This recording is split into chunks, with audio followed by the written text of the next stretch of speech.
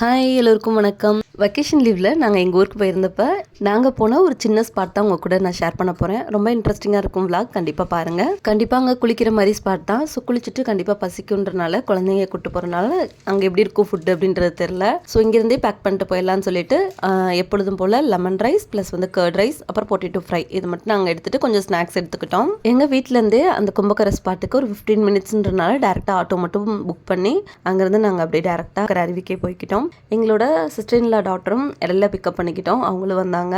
எங்கள் மாமியார், நான், பாப்பாங்க, ஹஸ்பண்ட், அப்புறம் சிஸ்டர் இன் லா டாட்டர் இவங்க மட்டும் தான் போயிருந்தோம். அந்த அருவிக்கு ஒரு 10 மினிட்ஸ் பிஃபோரே ஒரு லேண்ட்மார்க் மாதிரி இருக்குது, அங்கேயே ஸ்டாப் பண்ணிடுறாங்க. அதுக்கப்புறம் எந்த ஒரு வெஹிக்கிளையும் அவங்க அலோவ் பண்ணுறது கிடையாது. இங்கே போகிற வழி எல்லாமே நிறைய ஷாப்ஸ் அவைலபிளாக இருக்குது. நம்மளுக்கு ஏதாவது தேவைப்பட்டால் கூட அங்கே பர்ச்சேஸ் பண்ணிக்கலாம். ஆனால் என்ன அப்படின்னா நம்ம அந்த அருவிக்கு உள்ளே என்ட்ராகிறதுக்கு முன்னாடி ஒரு போஸ்ட் இருக்குது. அந்த இடத்துல எல்லாத்தையும் செக் அவுட் பண்ணி அங்கேயே நம்ம கலெக்ட் பண்ணிக்கிறாங்க.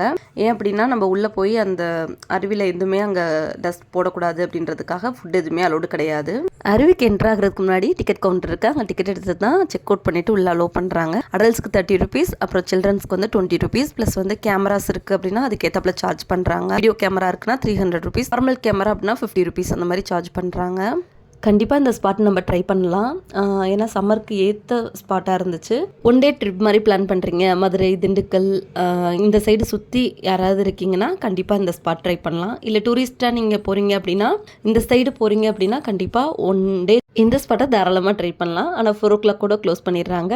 ரெய்னி சீசன்னா கண்டிப்பாக செக் அவுட் பண்ணிட்டு போங்க, ஏன்னா க்ளோஸ் பண்ணியிருப்பாங்க. சம்டைம்ஸ் ரெயின் ரொம்ப அதிகமாக இருக்குது, நார்மல் சம்மர் சீசன் இல்லைனாலும் க்ளோஸ் பண்ணி வச்சுட்டு ரெயின் முடிஞ்சதுக்கப்புறம் தான் அலோவ் பண்ணுறாங்க. நாங்கள் வீட்டை விட்டு கிளம்புனது ஒரு 10 o'clock இருக்கும். 10:35 டைமுக்குலாம் இங்கே ரீச் ஆகிட்டோம். நாங்கள் பிளான் பண்ணது ரொம்ப நாள் ஆச்சு குழந்தைங்களை இந்த மாதிரி ஒரு ஸ்பாட் கூட்டு போய், அதாவது வாட்டர் அந்த மாதிரி பிளேஸ்க்கு நல்லா விளையாடுவாங்க. ஸோ நம்ம டைம் இழுத்துரும். ஸோ ஒரு 2 o'clock வரைனா கண்டிப்பாக ரெயின் வேற வந்துடும். இங்கெல்லாம் சம்மர்னாலுமே சன் எல்லாமே 2 o'clock வரையும் தான் இருக்கும். அதுக்கப்புறம் கண்டிப்பாக க்ளவுடியாக இருக்கும், அப்படி இல்லைன்னா ரெயின் வந்துடும்.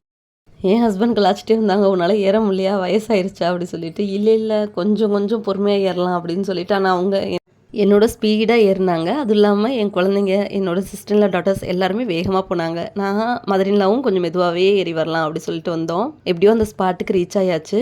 இங்கே இந்த ஸ்பாட்டுக்கு ட்ரிங்கிங் வாட்டரும் ப்ளஸ் டாய்லெட் ஃபெசிலிட்டிஸும் இருக்குது. நம்ம ட்ரெஸ் சேஞ்ச் பண்ணிக்கிறதுக்கும் தனியாக ரூம்ஸ் அவைலபிளாக இருந்துச்சு. இது கொடைக்கானல்லேருந்து தனி நேராக அந்த கும்பக்கரை அருவி வழியாக வந்து வைகை டேம் வரையும் போகிறதா சொன்னாங்க. காலில் மீன்லாம் கூட கடிக்க ஆரம்பிச்சிருச்சு. என் ஹஸ்பண்ட் காட்டிகிட்டே இருந்தாங்க. ஆனால் என் காலில் கடிச்ச மாதிரி எனக்கு ஃபீலே ஆகலை. அதுதான் எனக்கு தோணுச்சு. தண்ணிக்குள்ளேருந்து வெளில போக மனசே இல்லை.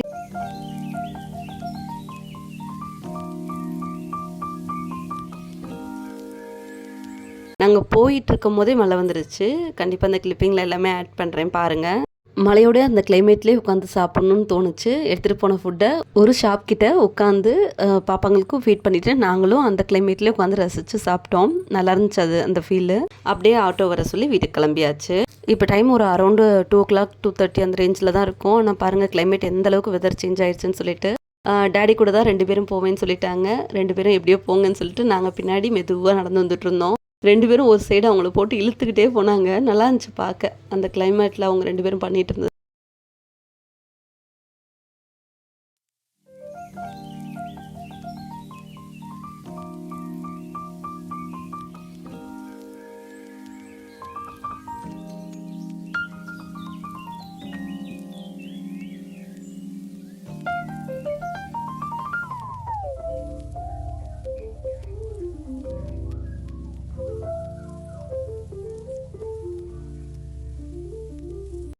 ரெயினும் அப்படியே ஸ்டார்ட் ஆயிடுச்சு. நாங்கள் அம்பர்லாவே எடுத்துகிட்டு வரல. ஆக்சுவலி சீக்கிரம் போயிடலான்னு சொல்லிட்டு நான் மழை வரணுன்றதை நாங்கள் எதிர்பார்க்கல. க்ளவுடியாக இருக்கும், 2 o'clock வீட்டுக்கு வந்துடலாம் அப்படி தான் பிளான் பண்ணி போயணும். கையில் வச்சிருந்த டவலே பார்ப்பாங்க 2 பேரும் எடுத்து கவர் பண்ணிக்கிட்டாங்க. அதுக்கப்புறம் ஒரு சின்ன பிளேஸில் வெயிட் பண்ணோம். ஆட்டோ சொல்லியிருந்தோம், வந்துருச்சு. நாங்கள் அப்படியே கிளம்பிட்டோம். நீங்கள் ரொம்ப லாங்லேருந்து வரீங்க அப்படின்னா கண்டிப்பாக இங்கே டைமுக்கு தான் பஸ் இருக்குது. அந்த பஸ் டைமுக்கு தான் வரும். அதனால் வெயிட் பண்ணி போகிற மாதிரி இருக்கும். அதுக்கு ஓன் வெஹிக்கிள் நீங்கள் முன்னாடியே அலாட்டாக நீங்கள் எடுத்துகிட்டு போகிறது ரொம்ப நல்லது. அது மட்டும் எனக்கு ஒரு சின்ன ட்ராபேக்காக தெரிஞ்சிச்சு. ஏன்னா டூரிஸ்ட் பிளேஸ்ன்றனால நிறைய பேர் வரதும் போது ஒரு டிஸ்கம்ஃபர்ட்டாக இருக்க மாதிரி எனக்கு ஒரு ஃபீல் ஆச்சு. ஏன்னா கரெக்ட் டைமுக்குன்ற போது நிறைய பஸ் விடும் போது அவங்களுக்கு கொஞ்சம் ஈஸியாக இருக்கும். அது மட்டும் தான் எனக்கு தோணுச்சு. தனிஷ்கா நல்லா என்ஜாய் பண்ணிகிட்டே வந்தாங்க ரெயினை. குட்டி பாப்பா சாப்பிட்டனால நிறைய அங்கே விளாண்டனால டயர்டாயிட்டு ஆட்டோவில் ஏறினோடனே தூங்கிட்டாங்க. எங்கள் ஏரியா கிட்ட வரும்போது மழை நின்றுச்சு. இந்த ஒன் டே ட்ரிப் நாங்கள் ஃபேமிலியோடு நல்லா என்ஜாய் பண்ணோம். வீடியோ உங்களுக்கு பிடிச்சிருக்கு அப்படின்னா மட்டும் சேனலை சப்ஸ்கிரைப் பண்ணிக்கோங்க. நெக்ஸ்ட் ஒரு வீடியோவில் பார்க்கலாம். பாய்.